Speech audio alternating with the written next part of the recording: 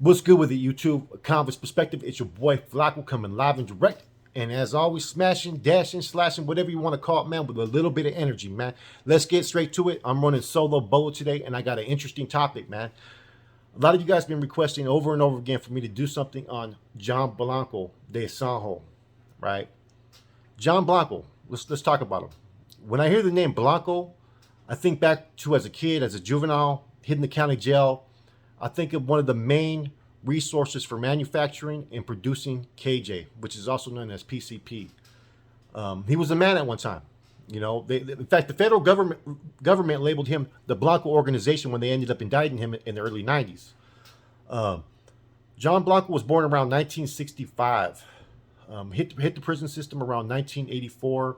Had a C number associated with other NF members, Northern Structure, Nuestra, all the affiliates that were pushing the Norteño movement.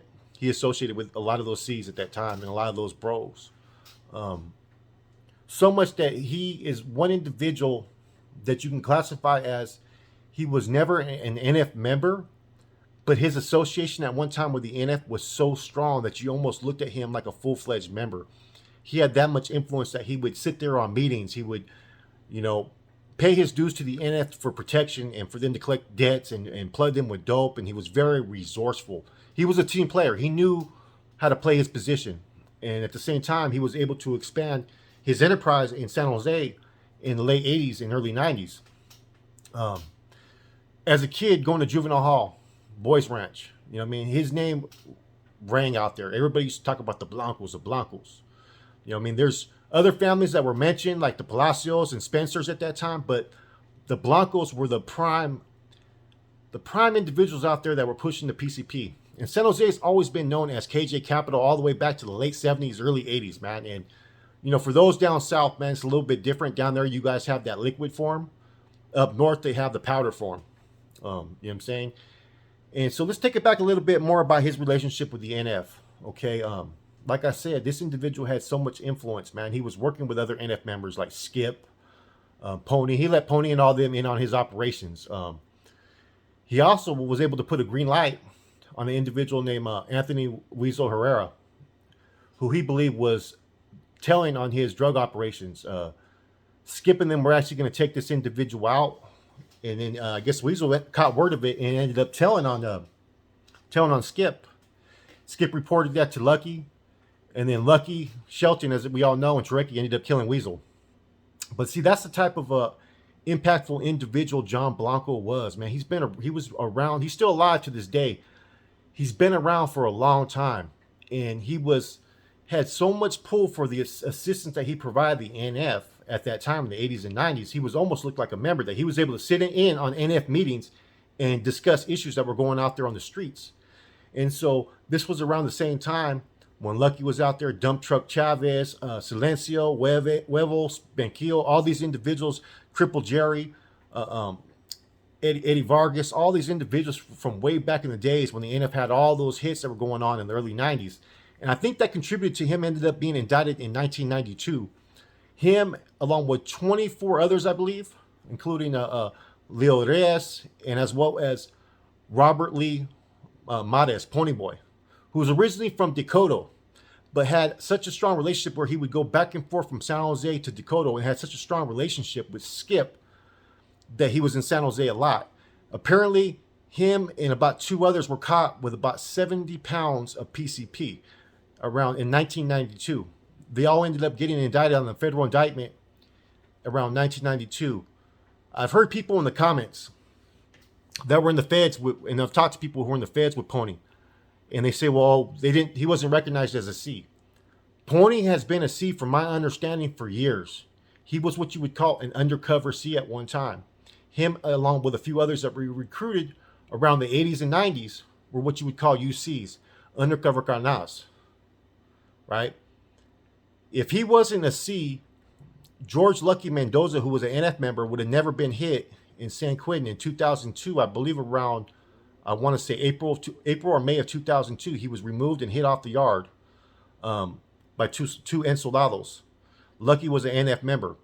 The reason why he was deemed no good by the organization was by Skip for him apparently being in a relationship with someone that Pony Boy was in a relationship previously. If Pony Boy was a mayor and soul or northerner, you know what I mean, I do not think that they would have ended up removing him on him, man. It would have caused a rift within the organization that an NF member was hit, you know what I'm saying, for seeing someone what you would call in an inferior stance of status, which would be a northerner and soldado. I know people who've seen rosters. They've all said that they've seen his name on NF rosters. So, you know, I'm going to clear that up. That as far as my knowledge, Pony Boy was always a C. So let's take it back to the situation. So Pony Boy and then Mal getting died. They get caught up for 70 pounds. And John Blanco, his brother ends up getting some time. Pony Boy gets some time. John Blanco takes a life sentence in the feds for manufacturing PCP. Nothing you could do about it. The feds ain't playing around. So this is during a time era. Let's remember, in the 90s, there was very few NF members that were in the feds at that time. All you had was Tarzan, Mad Dog, and you had Pony. I think Mad Dog was all the way over there in Coleman, Florida for a long time. I think Tarzan was on a medium security yard that was just with nobody on it for years. And a lot of people, actually, BOP, Board of Prisons, actually thought that Tarzan was NF dropout, believe it or not, because he'd been away for so long, but he was actually just not in communication with nobody. So let's continue on. So John Blanco takes his time. He's in the feds. The feds start to change, as we know, around after the Operation Black Widow. There was other people that he was around, like Chopo, McIntosh, Charlie Brown. They were all in Victorville for a while. You know what I mean? He was in Victorville, I think, from 2000 to 2006, maybe even before that. My dates may be mixed up, but he was actually running Victorville from around 2003 to 2005. Apparently, John Blanco, man, he was with business. He was a savage, man. He wasn't no punk, man. Big dude, man. He was not one to be reckoned with. But apparently, part of the reasons why they had him hit in Victorville and deemed no good, which was, from my knowledge, it was Skip that actually deemed him no good, which kind of makes it interesting because he always had a relationship with Skip. Pony Boy got caught with him, and now Skip's the one deeming him no good. The issues that stemmed with him is as he was the authority in charge of Victorville, I think Chopo and them had already left. Chopo went back on appeal for his federal case. Charlie Brown, I don't know what happened to his situation, but he was running that yard. He was indulging in heroin. Right? At the same time of him indulging in heroin, they say that he was allegedly working with the administration, apparently IGI. Now, it doesn't mean that he was debriefing information. What he was doing was he was meeting up in Center Complex and having interactions. The feds is a little bit different. Some of these different groups will sometimes have interactions with staff while they're there to keep the peace, to keep respectful and all that. It's kind of like how the 80s and 90s were in CDC when at one time there were MAC reps on yards that we used to put buffers out there that would go discuss our business, but they were never in authority positions. So I could see with him being away from the system for a long time, I don't see him. Maybe he was revealing information. I don't know. But there was apparently allegations. But I do know he was using heroin. And he also caught Hep C. So they ended up butchering him on the yard, removing him from Victorville. He ends up going to Coleman. And when he gets to Coleman, I think Mad Dog was there, Rico was there, and I want to say Stork, I believe, were all over there in Coleman, Florida.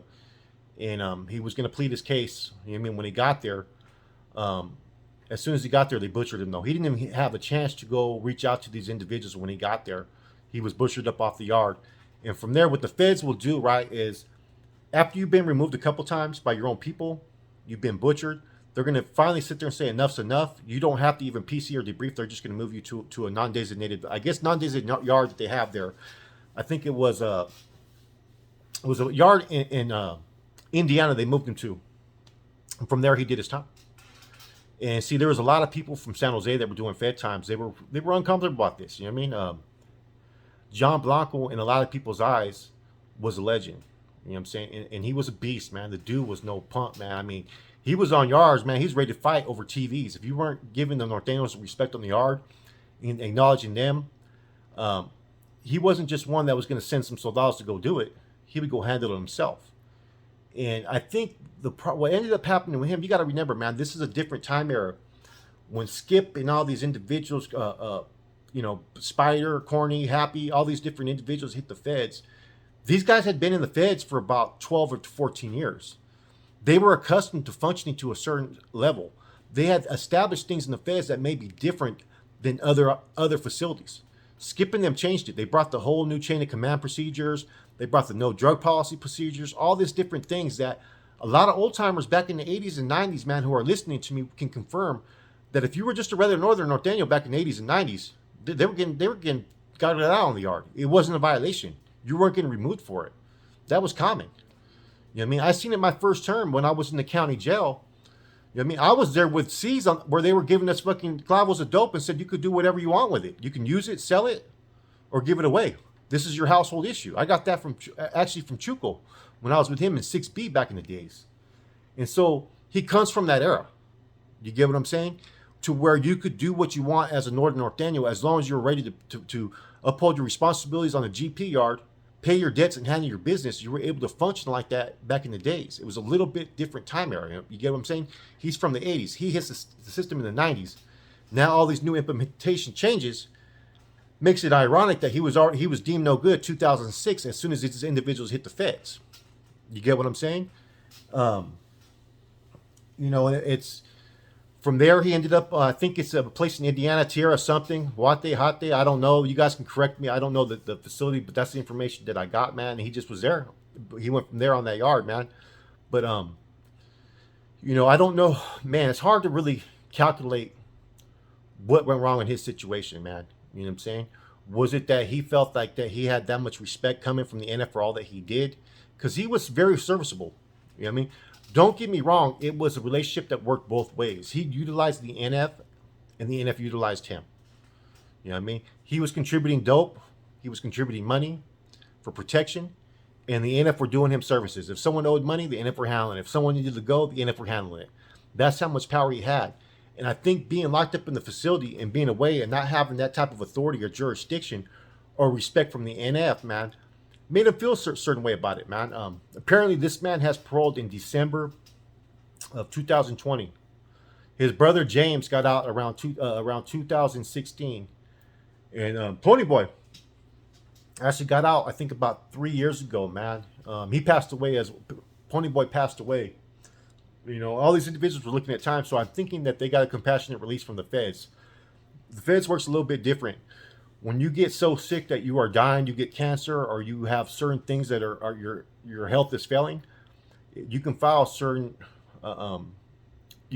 with the courts for compassionate release, and these individuals were granted that release, man. So Pony Boy passed away. There's a lot of discrepancies. Some people say that he died of cancer. Yes, he did have cancer, but I've heard from a reliable source that he actually died from an overdose.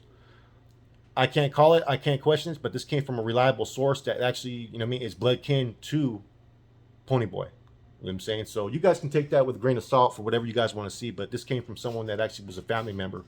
And so, yes, he may have had cancer, but there's allegations that he died from an overdose, which is common, man. If you're going through that pain, man, I'm not saying he did it intentionally, but things happen. When you're in pain, what you're going to do, you're going to look for something that's going to soothe that pain, especially if you're dying from cancer. Anyways, back to John Blanco, man. When I think of hearing this individual's name and everything that he did back in the days, man, he's like a kingpin. When you hear Roll talk about Mexican Mike, and if you're from East Oakland, you hear about Mexican Mike, that's what John Blanco was. The only one that would be similar to him would be Birdman from out there in San Martin. Everybody knows who Birdman was. He was another producer of the KJ. He ended up getting caught around 2002, 2003. He was another one of our plugs out there in the streets that was working with the NF. And his operation extended all the way to Nevada, believe it or not. All the way to the Las Vegas area, man. Where they had working relations with certain Italian families, believe it or not. But these are the individuals. You don't have kingpins like you used to back in the days, man. As far as people out there that have their own type of group organizations that are, if you do, they're more incognito. I mean, these are like household names that you would hear. You know what I mean? You step in the county jail, you hear the Blancos, you already know. KJ. You know what I mean? They were the main ones pushing that product out there in the streets, man. It's just kind of interesting how he met his demise with the organization. He got hit twice. Did all that time, got caught up with him. And I think a lot of the reasons why he got caught up, and this is just me speculating, was because of his relationship with all those NF killers that got indicted just about a year before. They were making the streets hot by their activities and actions. His name actually was mentioned in that indictment. If you look through the Court of Appeals, they talk about that he requested the NF to kill Anthony Weasel Herrera. Those are confirmed facts. Those are all came in accordance to dump truck Louis Chavez. So, you put in all this time, you make the sacrifices, you help the organization, you do all this, man. And for whatever reason he made a demise, I don't know if he let his past doings for the organization get to the head, but this just goes to show we hear this time and time again. We see it with Tibbs, we see it with MC, we see it with Brown Bob. And even though John Blanco wasn't an NF member, he was a strong associate, man. He put in more work, made more money for that organization than probably a lot of official members at that time. And that's just facts, doing what he did. But it just shows that this lifestyle that we live, man, that, I'm saying, there's no loyalty. You're all expendable. As soon as you're no longer making me money, and what I mean by me money, I mean those people who are holding those key positions within the organization, you're no longer useful. The pool that you used to have with certain individuals no longer exists because you're no longer fattening anybody's pockets. And that's what it's always came down to. I mean, there's been careers of people who've been deemed no good based upon individuals like John Blanco. I'm not saying John Blanco in any way was faulty or tried to get people crossed up, but it wouldn't surprise me if he did, though. I'm not saying he did, though. But there's been individuals that were plugged in with the NF, that were working with them, that were plugging in with dope, that were paying contributions monthly for protection, that whenever they encountered an issue with an N out there in the streets, just upon their personal, whatever it is, conflict, issue, whatever it may be, they're going to side with that individual that's making them money.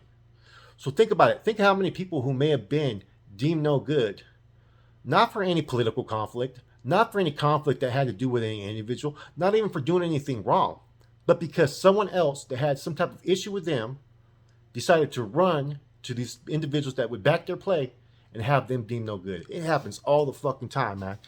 You know what I mean? Just look into it. This is the kind of stuff that happens with that lifestyle. It's all about how you're going to benefit me. As long as you're making me money for the organization, and I'm speaking in terms of what an NF member is going to be thinking, he has his responsibilities. He has to meet a certain quota.